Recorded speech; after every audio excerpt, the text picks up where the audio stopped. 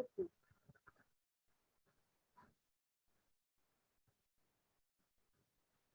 So we have to start from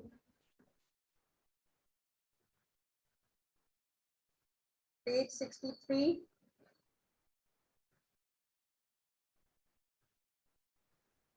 Come here.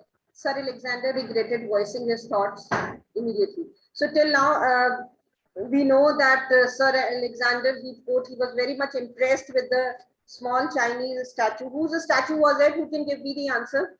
Whose statue was it?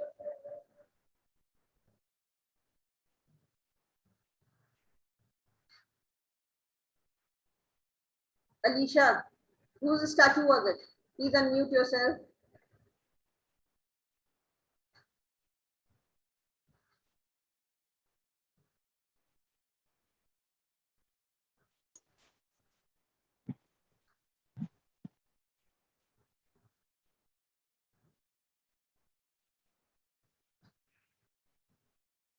And please unmute Alicia. They are already unmuted. Ma'am, the statue was of Emperor Hu. Yes, the statue was of Emperor Hu, who belonged to which dynasty? Ming Dynasty. Yes, he belonged to the Ming dynasty. And what was Sir Alexander's opinion, Tanisha? That the statue has been made by whom? Ma'am, by the great Penku and by the Michelangelo and No, by great Penku. Michelangelo yes, and ma'am, they were the sculptures, I think so. He just made a comparison. Yes, ma'am. Of the statues which were there in the palace, in the imperial palace of the queen, with the works of Michelangelo, right? It was just a comparison. The statues here were not made by Michelangelo. He was not in China. He was an Italian sculptor, right? I think he was an Italian sculptor. Yes, he was an Italian sculptor. So he will not go and make statues for the Chinese kings. Penku was a Chinese sculptor. So this statue, Sir Alexander believed that this statue is the work of the great Penku, who lived in the 15th century. Right? So that is why he was completely mesmerized with this statue. And what happened? Because of the love which he developed for that statue, he uttered the most undiplomatic words in his life, in his 35 years of serving the queen and the country. And what were those undiplomatic words? How I wish the peace was mine. He expressed his desire. It happened instantly, right? He was not able to control it, right? See, these diplomats, they have to think before speaking. That is their job. They cannot just utter any feeling which comes inside them. So he uttered his feeling without giving it a thought, right? And so he spoke out, he blurted out, how I wish the peace was mine. And the Mandarin heard it, right? Because the Mandarin was standing there, so he heard it. Sir Alexander regretted voicing his thoughts immediately. He heard the Mandarin translate them. And what happened? The moment he spoke out these words, how I wish the peace was mine, he immediately regretted it. But by the meantime, what happened? The Mandarin heard his words and he translated those words in Chinese to the craftsman. And now the craftsman was acquainted with the desire of Sir Alexander. And then we come to know about another Chinese tradition. Please note down all these Chinese traditions, right? So Sir Alexander regretted voicing his thoughts. Immediately he heard the Mandarin translate them. What was the earlier Chinese tradition? We have been acquainted with one more Chinese tradition in the past. What was it? Amit, please raise your hand so that ma'am is able to unmute you. They can unmute them. Achha. Amit, unmute yourself. I don't know this one. Good. Ishan.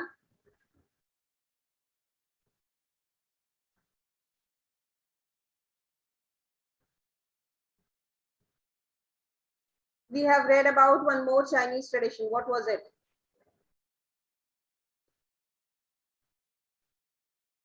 Who can tell me? Anyone?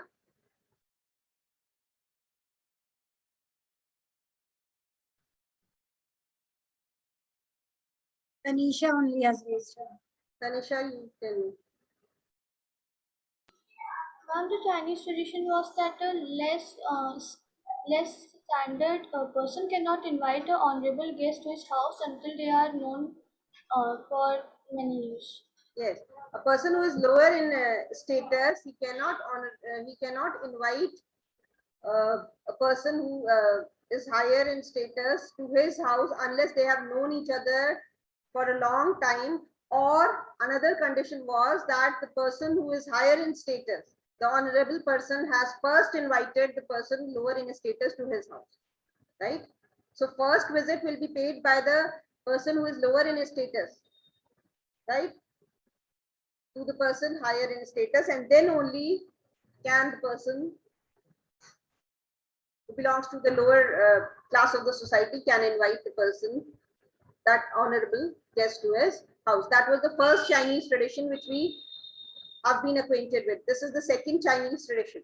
The second Chinese tradition was that if an honored guest requests something, the giver will grow in the eyes of his fellow men by parting with it. So this was also the Chinese tradition, that if an honored guest, if a respected guest comes to your place and asks something from you, and you give that thing to that honored guest, then you will grow in the eyes of your community, in the eyes of your fellow men, right? In your society, you will be treated with lot of respect, right? So that is why this craftsman was unable to refuse, right? Because he knew he was a Chinese man and he knew the tradition of China. That because Sir Alexander has expressed his desire and he is an honored guest, so he has expressed his desire to possess that statue, to own that statue, and he has to. So now the craftsman will have to give that statue to him to gain respect in the eyes of his fellow men. A sad look came over the face of the little old craftsman as he handed back the figurine to the minister. Figurine means a small statue, right? A small figure. So a sad look.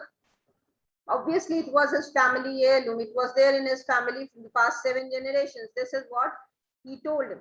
This is what the craftsman told Sir Alexander earlier. So if you have to part with your family heirloom, obviously you will feel sad about it. So this person, the craftsman, he was somewhat depressed, but he handed the statue. He cannot go against the tradition of his own country, and that too in front of a foreigner, right? So he handed over the statue back to the minister. No, I was joking, said Sir Alexander, quickly trying to return the piece to his owner. So he said that no, I was just joking, right? I don't need this statue, right? He could also understand that it's not easy to hand over something which is very valuable for your family, which has been something of great importance to your family from the past 7 generations, and you are going to give it away just like this to a stranger. So it was very difficult. So Sir Alexander understood this, and he was already regretting that he uttered those words, which he should not have done. Right? So, no, I was joking. So Sir Alexander said, no, I don't need this statue. I was just kidding. I was just joking. And he tried to return the piece to its owner. You would dishonor my humble home if you did not take the interest, Your Excellency, the old man said. So the old man said that if you do not take this statue now, then my home will be dishonored. It will be a great dishonor to my home. It will be a great dishonor to my family, that you came here, you expressed your desire to have the statue, and we didn't give you that statue. So it will be something which will be very dishonorable and very humiliating for us. And the Mandarin gravely nodded in agreement. And the Mandarin also nodded in agreement that now this craftsman will have to give this statue to him. The minister remained silent for some time. So the minister now started feeling embarrassed, right? Because because of his wish, the old craftsman has to part with his very valuable possession. And so he remained silent for some time. And then he said, I have dishonored my own home, sir, he replied. So he said, forget about dishonoring your home by expressing this desire, by taking your family heirloom. I have dishonored my own home. It is a great dishonor to me. It is a great dishonor to my home, right? That I took something which was very valuable to you from you because of my own greed. So he was kind of feeling guilty, right? And looked towards the Mandarin, who remains inscrutable. So, and then when he uttered these words that I have dishonored my own home, he looked towards the Mandarin, who was kind of oblivious of what he was trying to say. He couldn't probably understand the meaning of this sentence, right? And so he was not able to interpret. Right? The little craftsman bowed. I must fix a base on the statue. You remember there was a flaw in the statue. The only flaw in the statue was that it was without a base. The base was missing from that statue. So the little craftsman bowed, and then he said that I need to fix a base in this statue, or you will not be able to put the piece to view, or you will not be able to place it anywhere for the general view of public, right? How will you keep it as a piece of decoration on the shelf without the base? So he decided to fix a base to it. He went to a corner of the room and opened a wooden packing chest that must have housed 100 pieces for his own statue. So he opened a big box. Chest means a big box. A huge big box was there in one corner of the room, and he opened it, and there were many different types of bases which were for his own statues, right? Which he had made for his own statues. They were inside that box. Rummaging around, he picked out a base decorated with small dark figures that the minister did not care for. So the minister was so much mesmerized with the statue that he didn't bother about the base, right? So he said that, so the rummaging means he's searching something, right? So when you search something in a very disorganized or not in a very proper manner, right, throwing everything here and there, so that is rummaging. So he's rummaged through the bases which are kept inside the box and took out one base from inside the box, and there were dark figures made on that base. And sir, it was complete. The minister, Sir Alexander, was completely okay with the base. Any base would do. He didn't care about the base at all. He was so much into that statue that he didn't bother anything about the base, and the minister did not care for, but which nevertheless made a perfect fit. But that base made a perfect fit to the statue, right? It was absolutely okay. It was absolutely befitting for that statue. The old man assured Sir Alexander that although he did not know the base's history, the piece bore the mark of a good craft.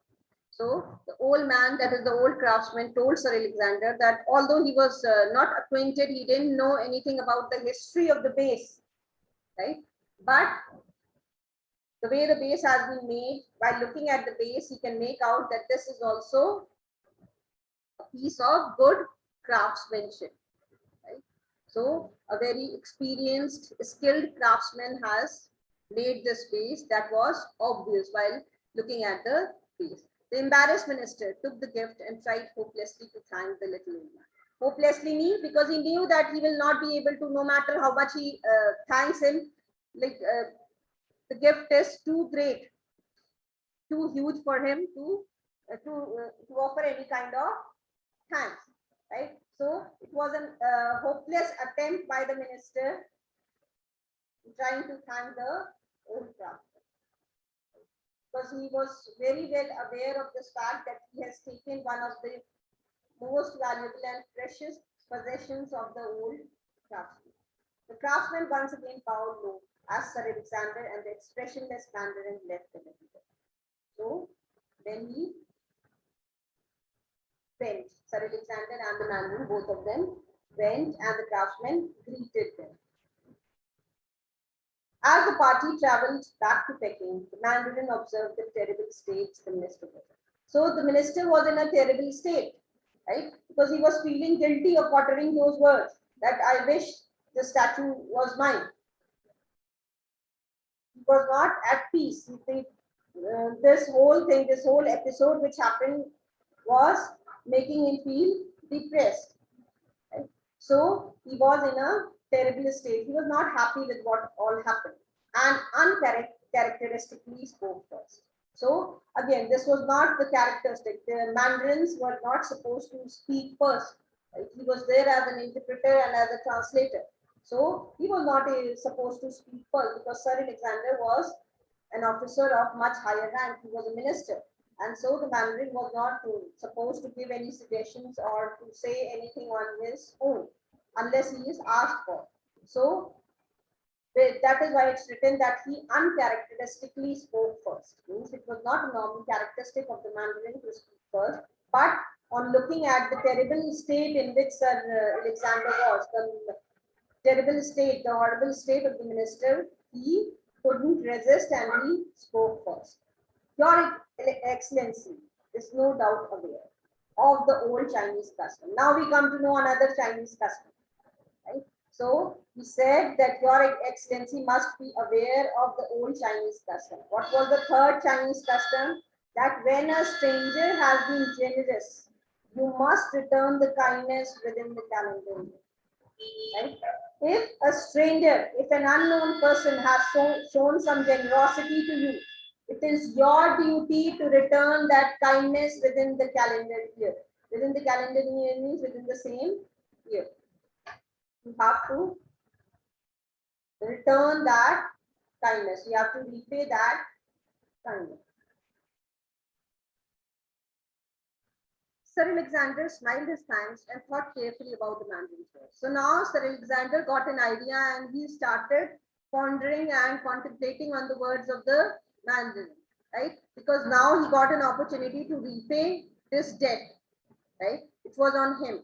So he started thinking carefully on the words of the Mandarin, that how he will be able to repay this debt.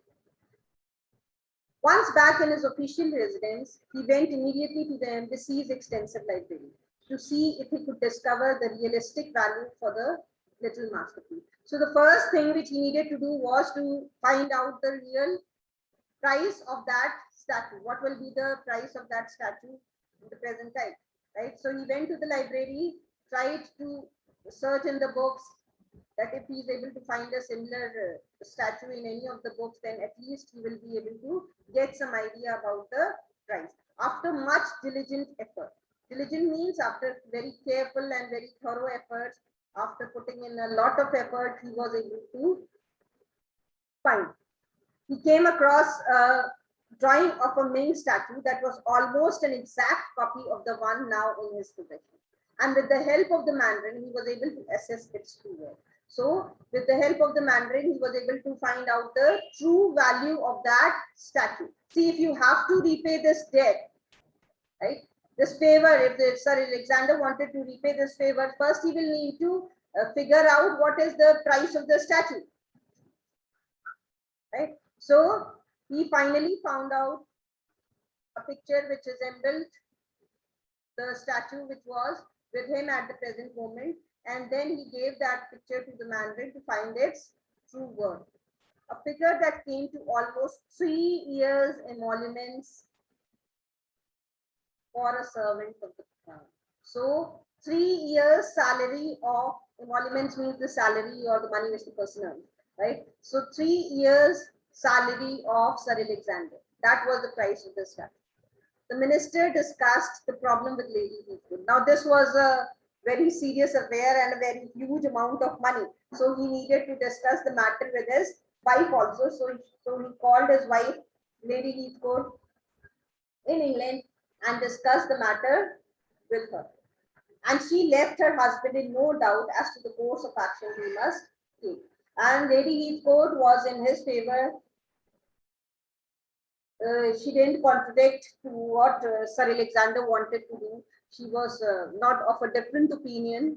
So she was with her husband. She consented to what her husband has decided. And so the following week, the minister dispatched a letter by the private messenger to his bankers, Coutts and Company in the Strand. So these were the bankers, right? where Sir Alexander must have had his account. London, requesting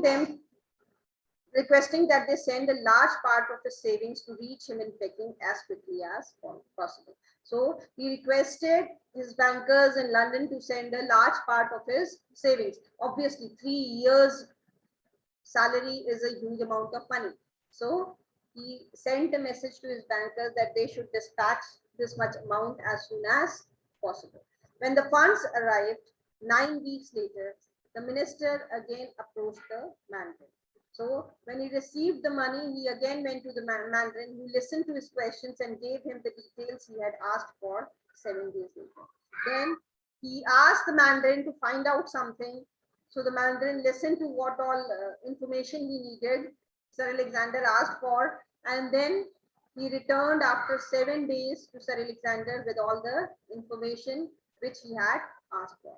Now this was the information. He wanted some information about the craftsman. The Mandarin had discovered that the little craftsman, Yun Li, so that this is the name of the craftsman, right, who gifted him the Chinese statue. So the Mandarin had discovered that the little craftsman Yun Li came from the old and trusted family of Yun Shao, who had for 500 years been craftsmanship. So it was their family profession, you can say, right? Craftsmanship was there in his blood. From the past 500 years, they have been doing the same job. Sir Alexander also learned that many of Yun Li's ancestors had examples of their work in the palaces of the Manchu princes. So he also came to know that few of his ancestors, they were very great craftsmen, and their works are on display in the palaces of the Manchu princes. Yun Li himself was growing old and wished to retire to the hills above the villages where his ancestors had always died. So again, this was the Chinese tradition, that once the Chinese people, they grow old, they don't live in their houses, they don't live in their don't live with their family members, they retire to the hills. They assign everything to the new generation, their successors, they give everything, hand over everything to the youngsters in the family, to their sons and daughters, and then they go to the hills to die, right?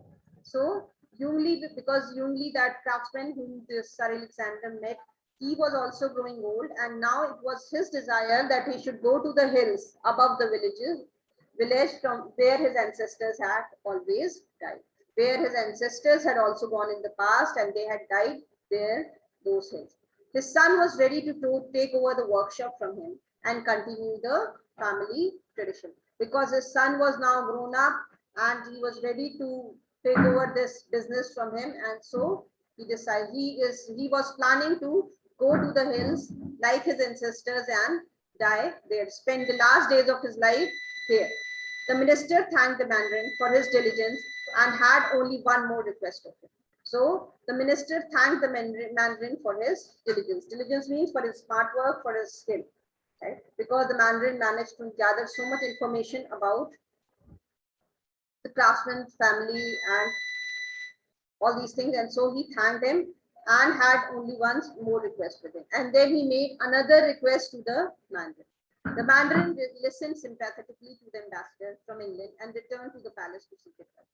So after this, the Mandarin came to the palace to seek advice and to fulfill the request which was made by this minister, that is Sir Alexander. So what was the request? A few days later, the Empress granted Sir Alexander's request. So he requested something from the Empress, that is the Queen of China, and then his wish was granted, right? The Empress, that is the Queen of China, she sanctioned the request of Sir Alexander.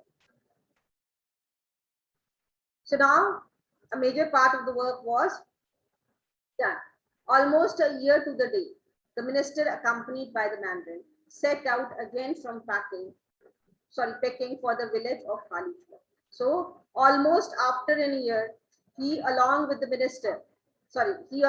Mandarin, the minister along with the Mandarin he set out his journey again to the same village. What was the name of the village? Halichuan, right? So the same village where the old craftsman lived. He went to that village. When Sir Alexander arrived, he immediately dismounted from his horse and entered the workshop. He immediately got down from his horse and entered the workshop. That he remembered so well. The old man was seated on his bench. So the old man was still seated on his bench and working. His flat hat slightly askew. Askew means slightly twisted, right? So a piece of uncarved ivory held lovingly between his fingers. So he was holding a piece of ivory and working upon it. It was still uncarved. So he was working on that piece of ivory, and his hat was slightly crooked or twisted, you can see. He looked up from his work and shuffled through the minister, not recognizing his guest immediately. So when the minister entered his workshop, the craftsman, he looked up, but because he was very old, so he didn't recognize the minister immediately, not recognizing his guest immediately until he could almost touch the foreign giant. So he shuffled and moved towards the minister. And when he came very close to the minister, so close that he could almost touch the minister, then he was able to recognize Sir Alexander. Then he bowed low. The minister spoke through the man. So when this craftsman he recognized, so then he greeted him the way the Chinese people they greet, that is by bowing low. So the minister spoke through the Mandarin. I have returned, sir, within the calendar year to repay my debt. So the minister spoke through the Mandarin, that is the Mandarin he translated. And what did the minister say? That I have come back again within the same calendar year to repay my debt, right? To repay the favor which I owe you. There is no need, Your Excellency. My family is honored that the little statue lives in a great embassy and may one day be admired by the people of your land. So he was a very humble creature, this craftsman, and he said that there is absolutely no need for this, sir. I and my family, they are happy that the little statue is on display in the great embassy, and one fine day when you will go back to your homeland, when you will go back to England, then that statue will be viewed and admired by the people of your land. That is like one of the greatest honor to us. So you please don't bother about the repayment of that favor. Forget about it. This is what the craftsman said. The minister could think of no words to form an adequate reply. So the minister didn't know how to reply to this, and so he simply requested the old man should accompany him on a short voyage. So he simply requested the old man to accompany him, to go along with him on a short journey. He wanted to take the craftsman to some place. The craftsman agreed without question, and the three men set out on donkeys towards the north. So they started moving towards the north. Three men, that is Sir Alexander, the Mandarin, and the craftsman. They traveled for over 2 hours up a thin winding path. Winding path means the path which is not straight, right? Meandering path. Into the hills behind the craftsman's workshop. And when they reached the village of Matna, so they reached this village after traveling for 2 hours, they reached Matna. They were met by another Mandarin. And when they reached there was another Mandarin who was waiting for them, and then they met this Mandarin, who bowed low to the minister and requested Sir Alexander and the craftsman to continue their journey with him on foot. So now the rest of the journey they will have to cover on, they will have to leave their donkeys there and walk on foot. So they walked in silence to a far side of the village and only stopped when they had reached a hollow in the hills. So a hollow is like a hollow in the hills is like an area which is lower than the surrounding area, right? So then the rest of the ground, a portion which is lower than the rest of the area, so that is a hollow. So then they finally reached a hollow in the hills, from which there was a magnificent view of the valley. all the way down to Halichur. And when they looked down, right, because now they were on the hills, so when they looked down, the view of this village, Halichua, and the other villages, that was very wonderful. It looked really very beautiful. In the hollow stood a newly completed small white house. So this was the house which Sir Alexander got constructed for Yungli, right, as a repayment of his debt. In the hollow stood a newly completed small white house of the most perfect proportions. So it was a perfectly built, beautifully built small white house. Two stone lion dogs, tongues hanging over their lips, guarded the front entrance. So there was the statue of two lion dogs, huge dogs, which were there at the gate, and their tongues were hanging out. So it was a statue. These two statues were at the gate, guarded the front entrance. The little old craftsman, who had not spoken since he had left his workshop, remained mystified by the purpose of the journey. He remained confused with the purpose of the journey. Nobody told him anything about the journey. The minister just said that we want you to come along with me. We are going on a short journey. So you please accompany us. This is the only thing which he was told. And now when they came to this place, that is this house, so he was mystified. He was kind of confused. He was not able to understand what's happening and what is he doing there by the purpose of the journey, until the minister turned to him and offered. So to remove his confusion, what did the minister do? He turned and offered a small, inadequate gift and my feeble attempt to repay you. So he offered that house to the craftsman, to Yungli, and he said that this is just a small, and I know it is an inadequate gift, and my weak attempt, feeble attempt means it is just a weak attempt to repay you in time, to repay your favor in time. The craftsman fell to his knees and begged forgiveness of the mandarin, as he knew. This is another Chinese tradition. As he knew, it was forbidden for an artisan to accept gifts from a right? So artisans, the craftsmen, the artisans, they were not allowed to accept gifts from a foreigner. This was another Chinese tradition.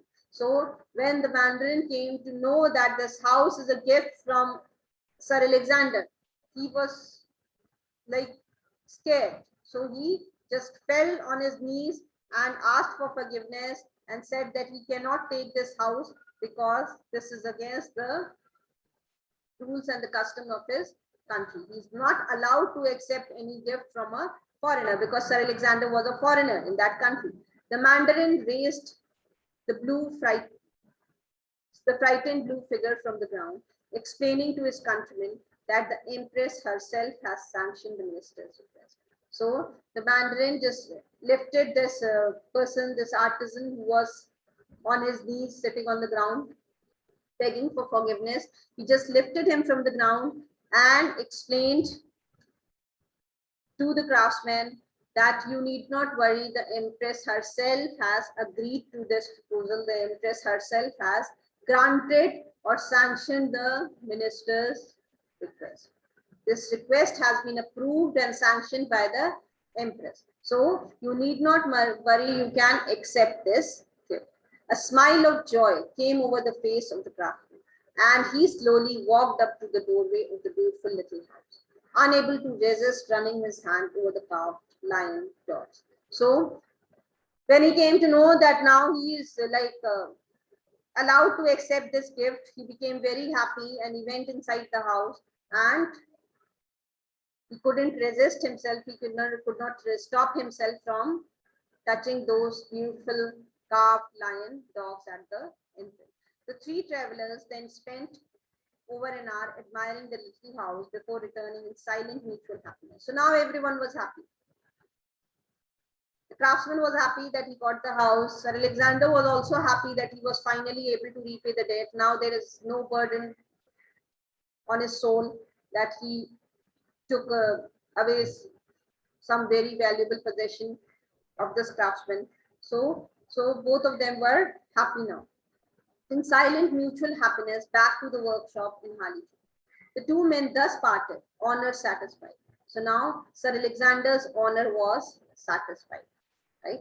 Earlier he thought that he had done a very dishonorable thing by expressing his wish and taking away that statue from the craftsman. So now he was also at peace, and Sir Alexander wrote to his embassy that night, content that his actions had met with the approval of the Mandarin as well as Lady Heathcote. So he was content that the Mandarin also approved whatever he did, and Lady Heathcote was also not annoyed with him. She has also approved whatever he wanted to do. And so everyone was happy now, and this made Sir Alexander also happy, and he was content, satisfied, relaxed. I think we should stop here and continue further on the next turn because it is almost time.